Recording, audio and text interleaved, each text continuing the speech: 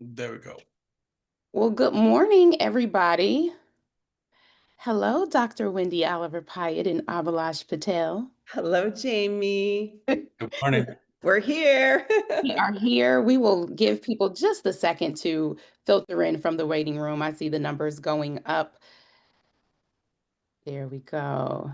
This is our fourth summit, right, Jamie? Yes, this is our fourth summit, and I'm just in awe because it feels like it comes around so quickly It, every year, and every year I feel like it gets better and better when we do it. And so I am so excited to be here kicking it off for the fourth time, the 2025 Within Health Summit.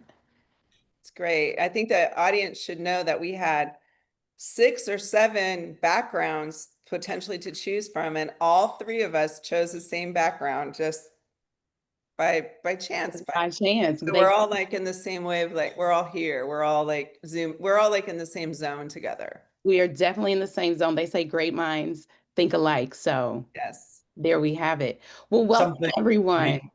There's something for me for us about that feels like we've been climbing a mountain for a Yeah. while. And so that was emblematic for me. That I, was, and Abhi, tell what is the mountain again? What are we looking at I here? don't remember the name, but I do know it is a Himalayan mountain. Okay. And Well, which I learned today was a real mountain. I always thought this was just a really pretty picture that we came up with for a background, but knowing that it is an authentic mountain, it just pours into just how real we are at within, even our backgrounds. I better not be wrong about that, but well, Jamie, tell everybody while we're waiting for the audience what you told me about when you got the first round of backgrounds, about what you said they Oh look. my gosh. So we got the first round of backgrounds and it looked like Barney exploded. Yeah, And that's what you said. Barney exploded. I said, it's a lot of purple. I said, I love purple. It's a royal color. I said, but it looks like Barney just exploded. I said, so is there any way that we can tweak this and just make it a little more on brand and authentic to what we do? And design is amazing. And they came back with these beautiful backgrounds. So with that being said, we will go Yes. ahead and kick off the official 2025 Within Health Summit. My name is Jamie Singleteary, and I am the Senior Director of Clinical Brand and Community for Within. And I have the pleasure and honor of being one of the many faces that you will see over the next 4 days. So, just to give you all a little history about the Within Summit,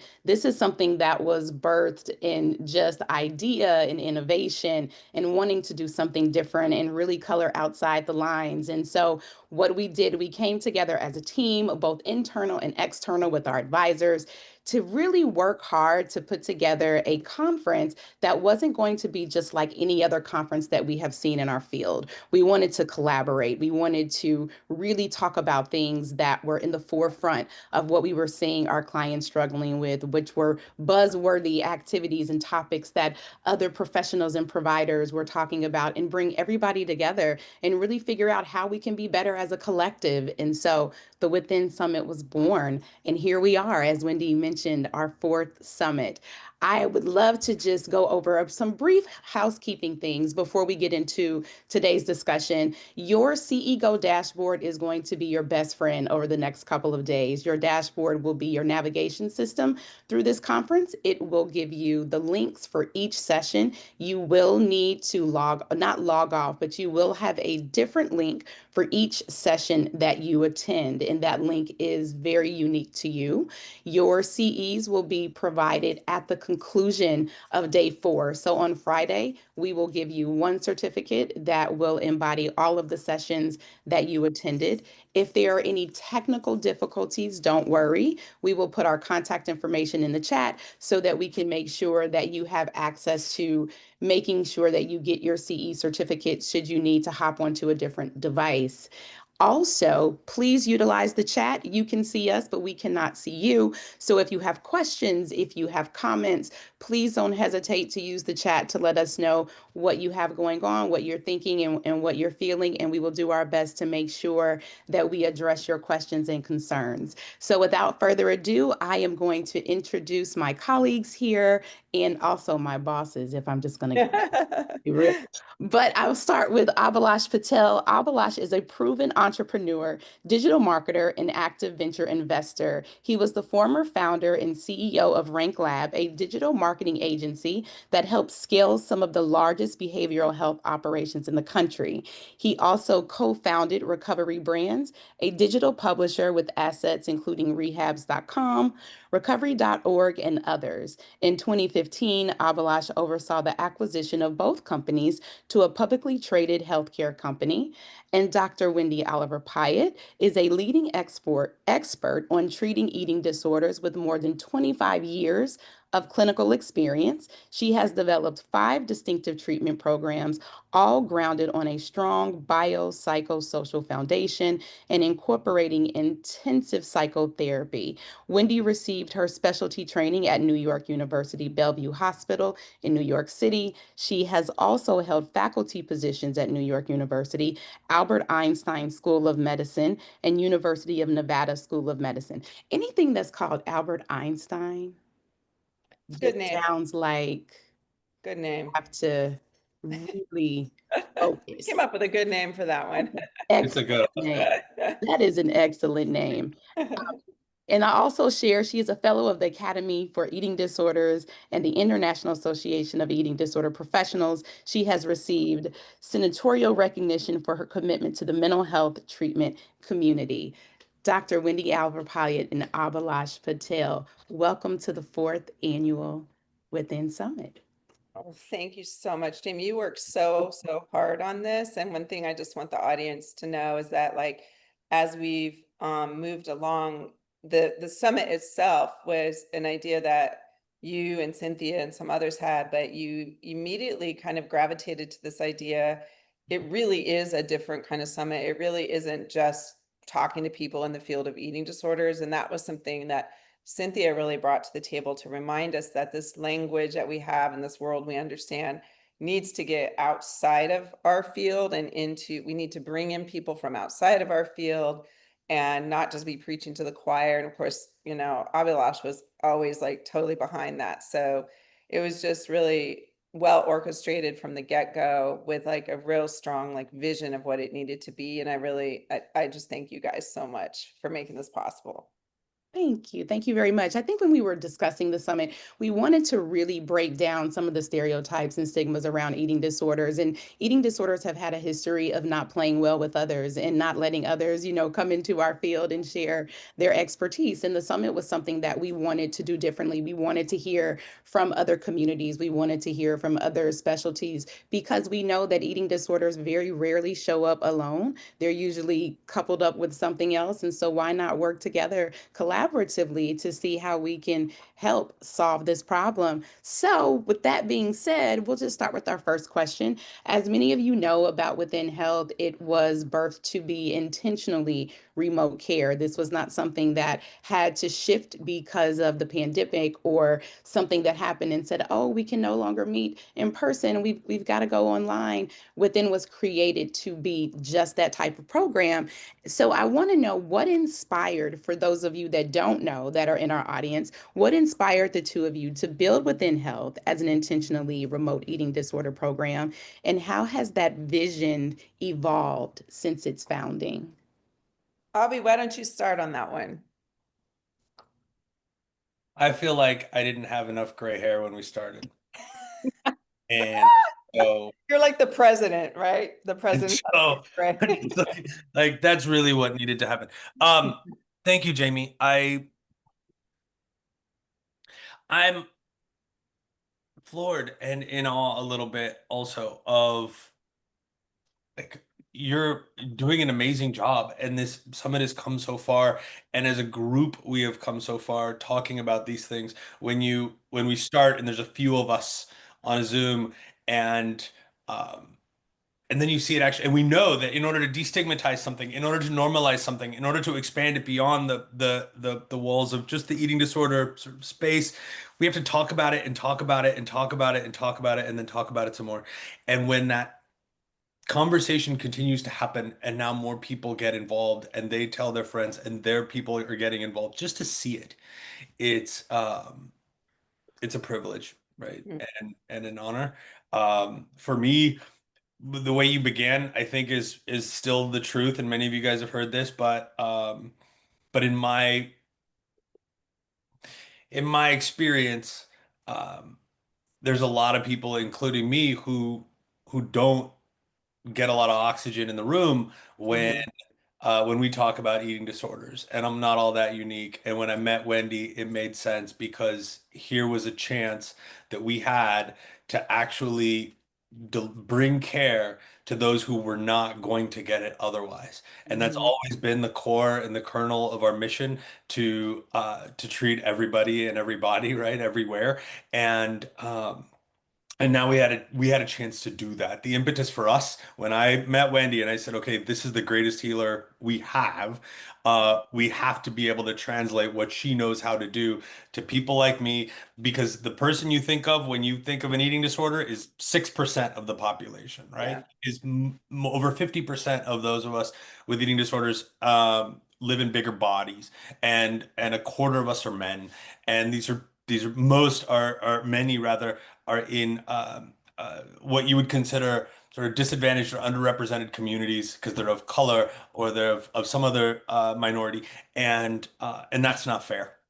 And Mhm. so that's why we had to figure out how to do things that others aren't doing, that can't be done, others said couldn't be done. Technology allows us to do things that weren't previously possible. And if we were copying what other people are doing, we'll always be second. So we had to do things in a new way, completely different, reimagining things. And that's what's amazing because working with Wendy, she's unafraid to try new ways of doing things. She's unafraid to do something that hasn't been done before in difficult situations. So Mhm. it's been a privilege. Mhm. Sorry. Wendy, what about I you? love that. No, I feel like, necessity was the mother of invention. Of course, we started during the pandemic. However, um, I had started treating some patients in an outpatient setting that were just not, they just didn't have accessible care, and had started to see that we could actually help people heal in a remote way. Even some people who I would have probably thought, I don't think I can help this person unless they come in person. I started to see that it was possible, and then the question became, what makes it possible? How is it that it is possible to heal somebody remotely? And when I met Abhilash, we spent weeks and weeks and weeks, months actually, thinking about this idea of like, how do we take what is available in a brick and mortar and translate it to something being, in the home. And it is some things that are very practical, like very practical realities, and then there's some more of like philosophical components of care that we truly believe in. So the practical is definitely hard in and of itself, but with Abhi as my partner with this, we brought together teams that we had previously worked with. He had a sort of army of people, I had an army of people, and the groups like interconnected in a very beautiful way. And on a practical point of view, we really thought about, everything from our welcome box to the way the app would look, the colors, what we needed to go for with that, where we wanted everything to be about connection. It was about connection, connection, connection. That's why certain things were put into the welcome box and things of that nature. So we emphasized connectivity, authenticity, through these practical means, but then on a sort of philosophical side, we engage people in such high frequency of contact, high frequency of therapy, contact that happens throughout the day till 10 p.m. in their time zone. That's why our programs are not just PHP and IOP, they're PHP, they are enhanced PHP, enhanced IOP. So we knew that connectivity and connection was the key. So we knew high frequency of therapy. We needed all these disciplines to come together in this egalitarian way, also with the patient in the egalitarian way. And what we found by nurturing the patient in this very respectful way, we can bring out like the part of themselves that is ready to take those steps. It's people have the desire to heal like within them. It might be buried under so many layers and so many defenses, but inside of us, there's this true essence of who we are. We're born with this beautiful essence. We want to love, we want to give and receive love, and we want to in some way manifest something within our potential of like creativity or something that we can give to the world and create meaning in that way. And we all have that in us. And we all have this healthy self, like that's here inside of us. So if we can create an ambiance and an atmosphere and a structure that is allowing that healthy self to sort of sprout and test the waters and come out from under all these layers, then people even we have evidence because we do measurement-based care from the very first patient. We have evidence and we see that patients are able to do this. So there's a very strong philosophical core to how we approach the patient, and it is based on a belief of honoring the healthiest part of them and knowing it's present, even if it's not necessarily felt in the moment. And then on the practical side, like really humanizing everything that we do, from how we do blind weights to the way that the partnership teams are held, where the patient is a partner, not just a patient. So those are just some of the thoughts I have to share this morning. No, I love that. And I love when you talk about the team philosophy, how we do things. How does having an interdisciplinary team here at Within differ from some of the other treatment programs that might be out there? Well, it's hard for me to know what other programs are doing. Like right now, I'll just take the first shot at this, but Abby, please do weigh in. It's hard for me to know what other teams are doing right now. I will say a few things that there is ample time for all members of our team to really spend with the patients. And that goes from, I do think when people are assessing like where they want to go to treatment, like a lot of places will say, oh, I'm a PHP or I'm an IOP. I think it's really important to ask, how are the therapists trained? What training do they actually have? What is your philosophical approach about things like health at every size?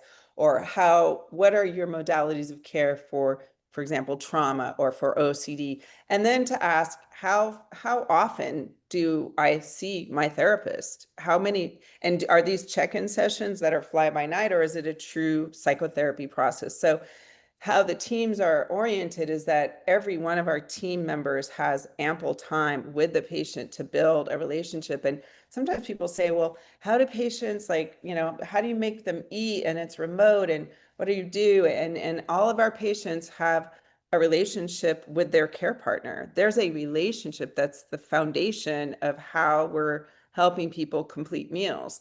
And we have structure to our meal program that involves, we're very intentional about making sure people are eating food that actually is going to make them recover, but that care partner relationship and the team also placing the care partner relationship at it's egalitarian. Like the care partner is not less than. They're the freaking bomb. Like they're the bomb of the program, and they have juice, like they have power, they have authority.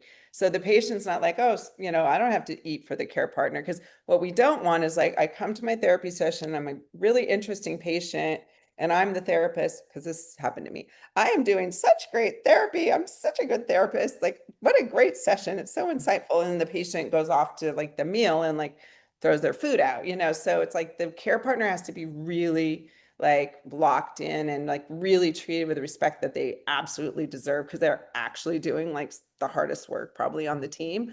The care partner, and then everything from like the psychiatric practitioner, the nurse. I mean, we have the best nursing team in in our organization. I'm not kidding you. The best RD team.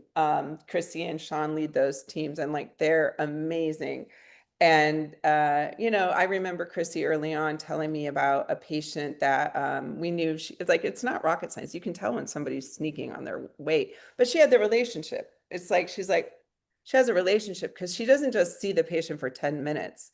She has a relationship. So she's like, come on, I'll just say Jane. Come on, Jane. What's going on with come on, like, hello, and then the patient's like, yeah, I did blah, blah, blah. So it's the relationship, and that's what I'll say about it.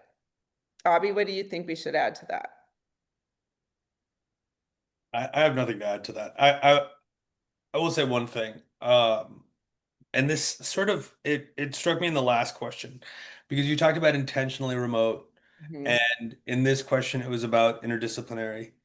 mhm, There are things that we feel we can do because the team is interdisciplinary and because of how committed we are to operating on the tech mhm, that others can't, right? mhm. And within wasn't sort of an adaptation of an existing program in Zoom. And what that means is that um, a workforce that might be located in one part of the country, right, Mhm. isn't just using Zoom with people who are in that part of the country.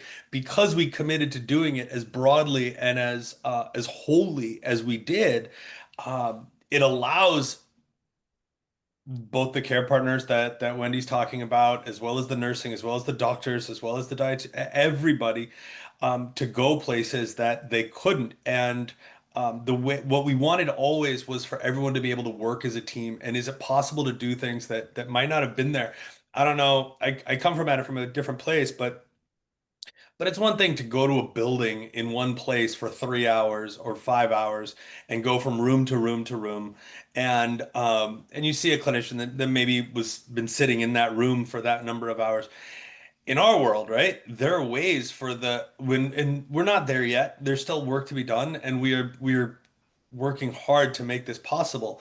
But there are ways to inform, hopefully, the clinicians with insights and data and notes and tools that they might not have had were they sitting in that building in Michigan somewhere. Um, there there's whether it's from the tools that someone's using in the app, maybe it's from the insights that they had through the remote patient monitoring devices, or we continue to test wearables.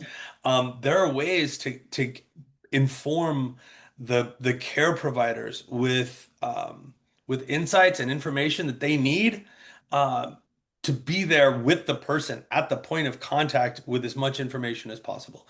So in that way, our interdisciplinary approach, and because we're committed to tech, I think that is one of the team members, right? The technology should Yes, be should yes, operate as see, one I'm of glad the you team brought that members, up. Yeah. and really facilitate people working together and uncompromised, right? We want to get the best clinicians in the world and we want to treat them really well. But because we're distributed, it may not matter where a clinician necessarily is. We have space and we want to make room for them and then invest in everyone we can so that as a group, right, we can bring extraordinary care to the furthest corners. Yeah. I love that. Excellent answers. How do you ensure that both individual and group therapy modalities are as effective virtually as they would be in a traditional brick and mortar? I love that question. I love it. Well, I want to start by a huge shout out to our Chief Clinical Officer, Rebecca Brom. She is, I don't know how she holds everything in her brain that she does. I just don't get it. But she is such an amazing leader and so wise and so compassionate. She worked in the field for many years, worked at higher levels of care, and has been, she's just an incredible, incredible leader. And I think some of the stuff that we've done and the way we've developed our team is the answer to that question. I absolutely love the way we nurture our therapists, and a primary therapist can become a senior clinician at within, where they're sort of bridging the gap between becoming, a clinical lead and still holding some cases. And it's just this really beautiful developmental model where they go then from a senior clinician to a clinical lead. And it's a beautiful process because it's giving that therapist a pathway to their own professional development. And it's helping within tremendously because we have these clinicians that are really immersed in our way of doing things and our beliefs and our standards. Because a lot of this comes down to standards. And I'll come back to that in a second. But really understanding our way of doing things, and they're evolving and becoming clinical leads. Like most of our clinical leads, like in the beginning, yeah, we hired some clinical leads that had previously worked in other higher levels of care. But as we've evolved, as we're going forward, a lot of our clinical leads and as we grow, they're going to be people that started off as primary therapists. So Mhm. we have tons of institutional knowledge of what our standards are, what our approach is, how we problem solve, how we approach patients. Like, what do we do if a patient's really having a hard time? Or what do we do? What do we do if a patient's like blatantly disrespectful? Or what do we do if a patient's not showing up to the program or whatever? Like, and being non-punitive and being harm reduction and being trauma informed and being relationally focused and being respectful and treating each patient like they, with humility, which means humility means that I'm no better or worse than the next person. So I could be a physician or whatever, and somebody else could be, a janitor. Like, I'm not, that person has wisdom. That person has so much to say. That person has so much to offer. And that's the same with our patients. It's non-hierarchical. That patient is as important member of the team as anybody. And I think these are the standards that we have, and this is the way that we operate. And this way of understanding what we expect of ourselves and Mhm. having the institutional knowledge of the team leads, and Rebecca's leading all of these clinical leads, right? There is an expectation that is inherent to what we do. And if something falls outside of that and the wheel, because it's going to happen, like, we course correct. And I think it's really important. We are going to make mistakes. We're going to have a therapist that's late to a session. We're going to have a dietitian that forgets something. I don't know. It's just a lot of mistakes are going to happen, but it's like, it's it's teaching our team that we own our mistakes, and this is how we own our mistakes, and maintaining that humility. That's key to all of that. But I really believe it's about also having standards and expectations. We call it love and boundaries. That's the recipe I've used for forever and ever. And luckily the team is just, I don't know, Abby, I think we've talked about this. It's almost like we together, and with our startup, we created this like thing called Within, but it's almost like once it was created, our team just like ran with it. It was like Yeah. that thing, even like the summit, it was like, I didn't come to you guys and say, hey, do you guys want to do a summit? You're just like, whoosh. It's just people run with this. Yeah, I like that. And I think it's important too, because one of the questions that we get asked all the time in the community is, how do we do it? How do the group works? How do the individual sessions work? And with so much pride, we have over 60 groups. And I think we are able to provide that many options because of the standard that you're talking about, because of the energy and the desire to continue to be innovative, to not want to be stale, to want to do things differently. This is the first program, and I've worked in higher levels of care where we've had a group catalog, almost like a course catalog that you can actually, see and read the descriptions, of these groups, which is something that's extremely unique, I believe, to what we're doing in the field right now. There's one thing I'd like to add. When we're talking about how do we make this as effective as something that would be in real life, there's Mhm. also another principle that we've had from the beginning, and whether it's a catalog of groups, right? Or some other place where we chose not to compromise. Wendy and I have both been a part of growing behavioral health companies, and we've seen them grow very big, and we've started them very small, and there's something that happens over and over and over and over again, that we didn't want to have happen here, which was that, often as the company, as the enterprise, as the effort gets bigger, it becomes objectified, right? Mhm. There's a very much a reality around, okay, how can we make this a business which is sustainable because it's expensive to do this stuff, Yeah. and how can we get what we need when we're not getting paid what we're supposed to get paid, and how do we continue to make this thing go? Um, and the principle that we had from the very beginning, couple, and this is how we knew, okay, we can give this a shot together. It was that, one, to be honest, right, even from a business perspective, um, clinical excellence was going to come first, right? We were not going to compromise that and objectify what we were going to do to a point where, okay, the business people, right? Like us, we're not gonna come in and say, well, I'm sorry, you can't do that, right? Mhm. You really just can't do that because uh we won't hit a certain number, right? Or because we're not going to hit a certain, like some other number is not going to be satisfactory. So let's just not do that. It is not possible to do too much to get well. It is possible to not do enough. And Boom. so let's not do that, right? And as a result, right, we get to create an environment where the people who know best can be creative and find creative solutions to doing things. Whether it's, hey, we're going to expand this conversation in the way of this summit, or hey, we're creatively going to try this way of doing supported meals, or doing we're going to run makeup groups in this way. There's all sorts of creativity happening, and like I said at the beginning, right? We're trying to do things newly. We have to be creative, and that means the tail can't wag the dog. And so one of the things that we do is um, put clinical excellence first. Try to foster and promote an environment of where the people who know best can be creative at what they do the best, and we can try to get out of the way. And I'm proud of that. I really am.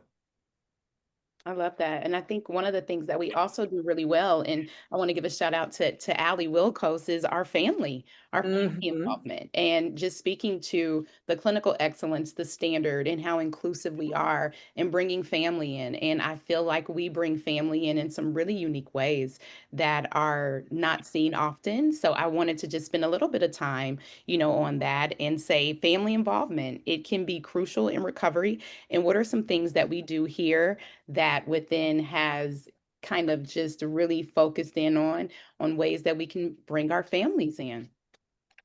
Such a great question. And everybody that has worked with me knows I'm such a pain in the neck about this, right? I don't tolerate, I'm very strict. I'm a strict mommy when it comes to this, right? I'm like, you don't get to say like, oh, I need to get to know the patient for 3 weeks. I'm like, we're treating the patients for 8 weeks, so we're gonna do this.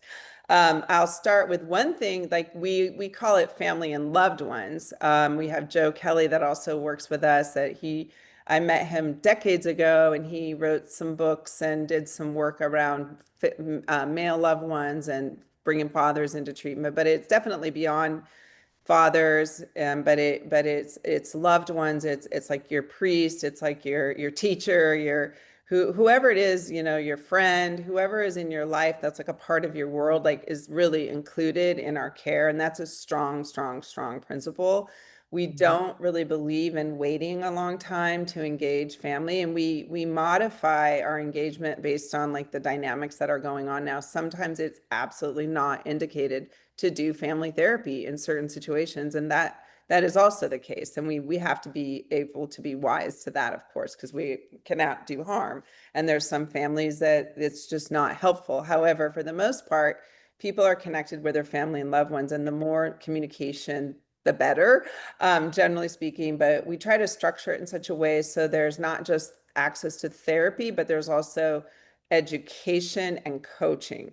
So that's a very different thing that we do. And it could be from anybody on the team that might get involved in the coaching aspect. It could be, I might get on the call and say, you know what, I'm going to talk to this mom because I think she might be more receptive to me. Or it might be that the very best person to talk to the patient is actually not necessarily the therapist. It might be the care partner that's going to Mhm. kind of have that CTJ come to Jesus moment with the patient.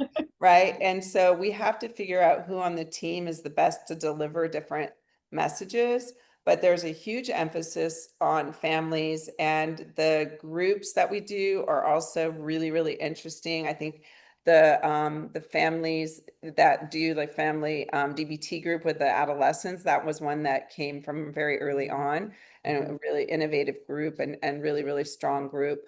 But we really engage them even pre-admission. We do, actually, you were involved in that, Jamie. I'm not sure if you still do that. Allie does that now, of course. Allie So does that now, but I yeah, pop so in we on her we every have a so often. pre-admit. Oh my gosh, keep talking because my condo has a fire alarm going off. Keep going, you guys. I'm going to go I on mute. love this. I love Abby, this. you get to keep talking. And Oh no. actually, I was going to add a little bit on to the family piece. I think it's important too, because one of the things that we've done that I'm so grateful for is we've really just allowed the clients to choose who their family is, family by choice, loved ones by choice.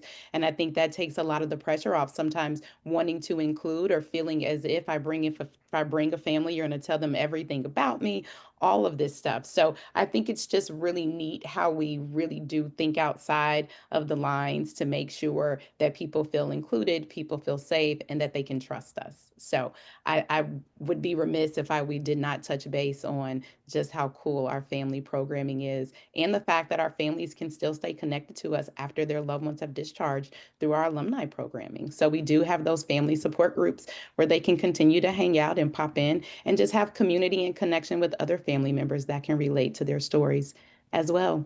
Abby, this next question I think is more in your lane, and Wendy, please hop in. But it says, what role do you see technology and innovation playing in the future of within health? What do you think will happen moving forward? I think it's so interesting, right? And I really think the moment is an important one. We like I said, and we've been talking about it. How can we do things that hadn't been done? How can we stay creative and remain committed to being creative and experimental even in different ways? And thank God, right? Wendy's got that mentality of wanting to be groundbreaking in all of these different ways. Uh, what's wild right now, right? It's pretty clear there's both experimentation and innovation, and there's a custody and a stewardship and responsibility that we have to not be reckless or potentially dangerous. We know how triggering and activating family dynamics can be. We know how potentially fatal the eating disorder can be, and sensitive and in crisis many times patients are. And so we're not going to put a chatbot necessarily to replace people because the AI has gotten better and the models that we can train them. There are companies that do AI. I'm talking about AI, obviously. There are companies that do that well, and those are the ones that start with a problem and try to fix it. The companies that fail are the ones that say, "Wait, this is really cool. Let's figure out how to use it." And so that's not what we're going to do. That because a chatbot could be amazing, right? And because we could train it on our books that we use, we'll train it on Dr. Elise Resh's mode of intuitive eating, and our we'll train it on all the sessions that we've had, thousands and thousands and thousands of sessions that we've had. So it'll be Mhm. great. That's not what we're going to do. Instead, I was like nervous when you said that. I'm like, we're not doing that, right? no, no, no, no. That's my point, right? Is that we have a responsibility we have capacity, we have creativity, capability, talent, but that's met with a responsibility and a sense of care and love for our people that mean that, hey, look, if we can deploy technology, whether it means, think about this, right? Um, what's most important is that moment when a clinician is face to face on Zoom with a patient and they're connecting properly, right?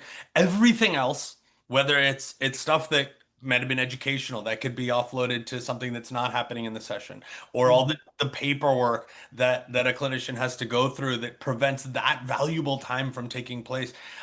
Those are things that we can do, right? In a way that other providers can't because we're so committed to being remote that we can use technology to facilitate some elements of operations, whether that be notes or scheduling or all sorts of things. So I think what's fantastic if we stay as deliberate and as ambitious as we've always been. There will be things that will allow us to continue to expand our mission, grow in ways that we have a lead, meaning that we can get to parts of the country that other people couldn't, and reach people who are sicker because those are the people that need it most in a way that others can't. And if we are continually ambitious and purposeful and driven about being more efficient and being more technologically advanced, that will allow us to reach more people in greater numbers faster than had been before. And that means people who are not just sick with eating disorders, but people, as you mentioned at the beginning, who also have some co-occurring illness, right? We can get better at that. We can get better at a wider population of people as well, and we can treat people who this is really important. I can't believe we didn't talk about it yet, but we can treat people who are maybe not yet ready for IOP levels of care. And we can treat people after they've been discharged, and we can stay with them longer, right? To make sure they're safe and in a lifetime of recovery.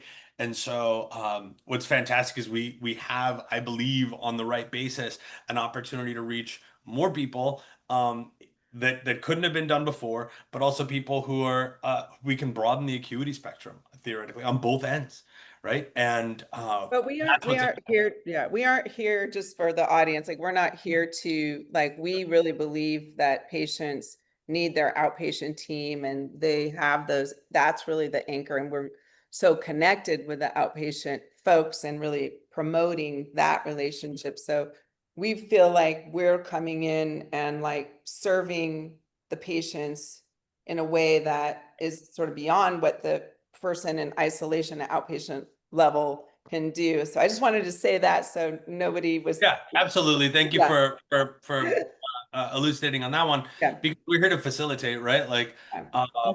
and we have an opportunity to do that. Yeah. My alarm went off, so I can actually talk now. One thing you were saying, Abby, that I just want to say about the technology that I really appreciate about Abby understanding this, and then everybody that was working with the tech was always understanding. They were always asking our team like what we needed. Like, they weren't just being like, "Whoa, we're gonna do this and we're gonna do that." They were always asking for feedback from the team, always talking with like all the clinicians to get that feedback. And then a lot of it was like for the patient, but a lot of it was also like asking the therapist, like, what do you need to make your life easier? What do you need to make it easier to write notes or do the documentation and treatment plans and things like that? So there was always a lot of attention to that. I know Fareed, one of our first people involved with the tech, would really cared about like what our clinicians were going through and like how can he, because he hated the idea that the clinicians were spending time like on this paperwork and stuff like that. So we can actually, so that's been I think a big component of the tech, which I really appreciate. So anyway, And we have time for one more question before we get out of this session and on to the next. I would just ask the both of you, is there anything that you would share with our friends in the field about ways that they can make care more accessible or more inclusive to individuals? We're definitely living in times right now where political climate can be triggering for folks. People are definitely feeling the stress, they're feeling the emotional fatigue. For those that are providing care, because we do have a lot of providers in the audience, is there anything that you would share or anything that you would suggest that they do just to make themselves just more accessible or just more inclusive with who they treat? do you want to start, Abby? I'll keep it quick. Okay. There's a couple things. It's important. You talked about the politics. We try our best not to take positions on outside issues. It's it's really hard. It's Mhm. really hard because there's a lot of pain and there's a lot of hard things out there, and life is hard enough. And it's hard when we see it and see people making it harder. I will say this small part of things. One of the things I've always wanted is for us to be able to reach men who are also sick, and largely the conversations around eating disorders. Men, often like no, cisgender men that do like that often the conversations focus around women or females and young women even at that. And we might even talk about dads in the sense that, hey, dads have to be here to take care of their daughters. I would just say, remember that we don't know what might be going on with somebody, right? That's right. And we have no idea what could be going on with the other person. This actually applies for everything else, in making it more accessible. In our language, I think it's important to make room for everybody, and Mhm. and make sure that we don't necessarily take things for granted or make assumptions, because we never know what might necessarily be going on. That dad could be the one with the eating disorder, right? Mhm. And I could unintentionally be stepping in it. So I would just say, one of the things that matters to me, because I'm still sensitive to it. I see it happening every day, and it Mhm. always just kind of hurts me a little bit. I'm just like, Mhm. Mhm. um, because I know that that's what's happening right now, and that's who we're trying to reach, That's right? right. For us to be able to do that, we try to temper that thing and make room for everyone, and little by little, or just day by day, um, I think it makes a big impact. Yeah, I think I'll just I have what you said, Abby, like making room, like really making room, getting the hell out of the way so other people can be front and center stage, so that the people teaching on it, the people treating on it are not all, the same people. Just getting the heck out of the way for other people to be front and center is really, really important, and just having the grace to do that, because one thing that's been an advancement in the field that I believe is really a huge deal is the field now has respect for lived experience. When I was first in the field, lived experience was not really thought to be relevant, and it was almost as if you did have lived experience of an eating disorder, you were demoted a little bit as far as like the field itself. And that was something that I had to do with on myself. I was like, this is the truth. I actually had an eating disorder. I'm not going to freaking hide it. But the field has come a long way. And like Abby's lived experience as like the co-founder with me, and me having lived experience, like, and him knowing what it's like he even cringes to this day when men are sort of left out. That lived experience like informs everything about within. That lived experience of him being an outsider, that lived experience of me going through recovery and how it worked with food, whatever, being a psychiatrist, like lived experience matters. Your lived experience, Jamie, it matters. And we really take that extremely seriously from our entire team. Well, thank you. I think we are off to an amazing start. So, what we will do now, you all have a brief moment to just kind of grab something to drink or do something, and we will reconvene at 11 o'clock with Dr. Sean Riebel and Dr. Wendy Oliver-Pyatt as they dive into GLP-1s. Thank you all so much for joining us. And again, welcome to the official 2025 Within Health Summit, addressing mental health and eating disorders in all communities. And we will see Welcome, you you guys. next month. Thank you guys all so Thank much for being you. Thank Lots you, of love in the everybody. chat here. too, guys. You guys are Yeah, I've been showing following the lots of chat. love. Thanks, you guys. Thank you. See you soon. Bye. Thanks. Bye.